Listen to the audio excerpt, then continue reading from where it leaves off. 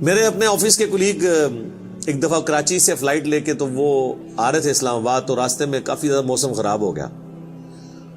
تو اور آپ کو پتہ ہے جب موسم خراب ہوتا ہے تو جہاز تو پھر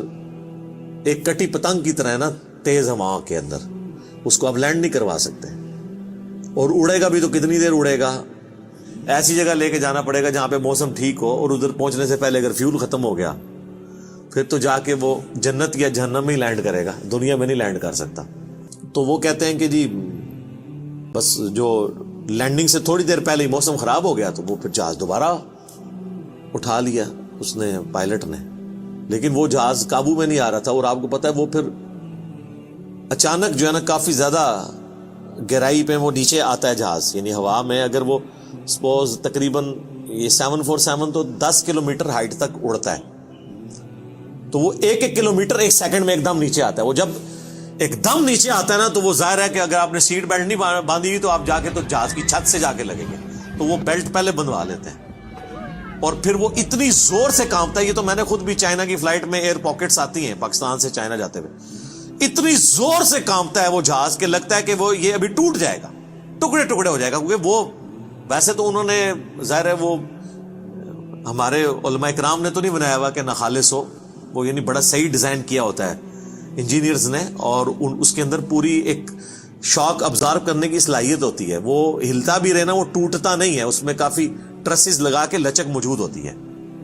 بہرحال پھر بھی جو بندہ اندر بیٹھا ہوا ہے اس کو تو یہ سارے لوگ تو سائنسدان تو نہیں بیٹھے ہوتے، اور لگتا ہے کہ جناب ابھی جان گئی کہ تو وہ جناب وہ کہتے ہیں کہ جی یعنی اس طرح لوگ کلمے پڑھ رہے تھے اور جناب چیخو پکار استغفر اللہ، جیسے کہ ابھی اگر اللہ نے ان کو دوبارہ بھی دنیا میں بھیج دیا، کیونکہ اب تو ان کے آخری وقت ہی قریب آیا ہوا تھا نا، وہ ان تو یہ کنکلوڈ کر لیا، تو یہ اب جاتے ہی جو ہے نا ادھر سے مطلب سیدھا گھر نہیں جائیں گے، یہ مسجد میں جا کے پہلے وہ سنت والے 2 نفل پڑھیں گے جو سفر سے واپسی میں پڑھے جاتے ہیں. اور جتنی بے پردہ عورتیں اتریں گی یہ اتر کے اب جا کے پردہ یعنی وہ بلکہ یہ جہاز میں بیٹھی ہوں گی اور موبائل پہ کہیں گی کہ جی برقع جو ہے خرید کے لے کے آؤ، ادو تک میں لینا ہی نہیں جہاز تو جدو تک کہ منو کو برقع نہیں دے گا.